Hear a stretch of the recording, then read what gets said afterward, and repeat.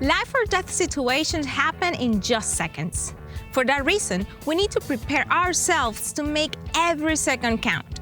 So training is essential. In this episode of Tips and Tactics, instructors Cat and Whitney will go over some defensive shooting drills that you can recreate at the range.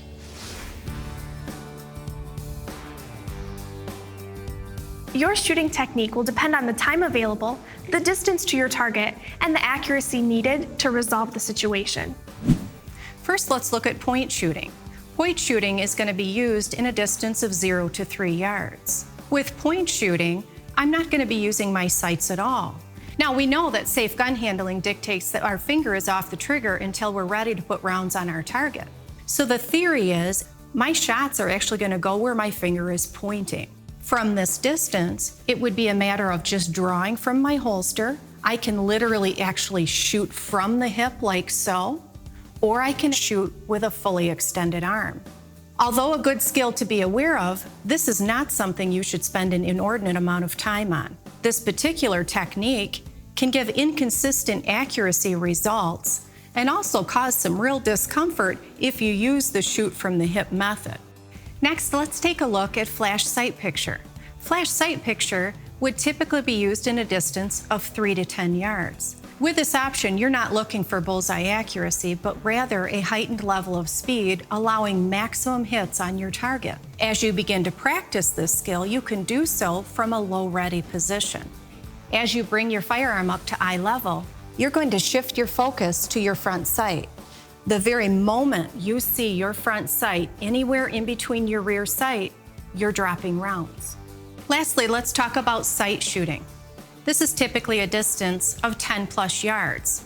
I like to refer to it as picture frame accuracy.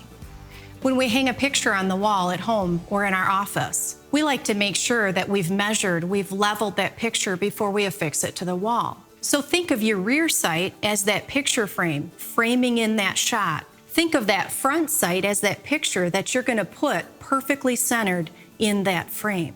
We enjoy this method of shooting because it's so satisfying to see that tight grouping of shots on our paper. But it is highly unlikely that an attacker would confront you holding a target, waiting for you to place defensive shots with bullseye accuracy. In a potentially life-threatening encounter, you will fall back on whatever skills feel natural and comfortable. If sight shooting is all we practice, are we really prepared for all realistic scenarios?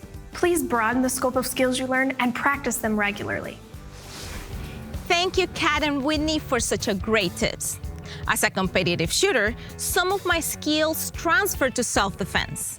While accuracy is very important, sometimes my sight alignment is not perfect as I'm shooting fast, but I am accurate enough to hit the center mass of my target. One thing I pay more attention to is my support hand, my left hand. I use this hand to grip my gun tightly, to control the recoil, and to make up for some possible mistakes. Remember, every time you go to the range, to grip the gun tightly with your support hand. I am Gabby Franco, and I'll see you next time in another episode of Tips and Tactics, sponsored by Cabela's Outdoor Fund.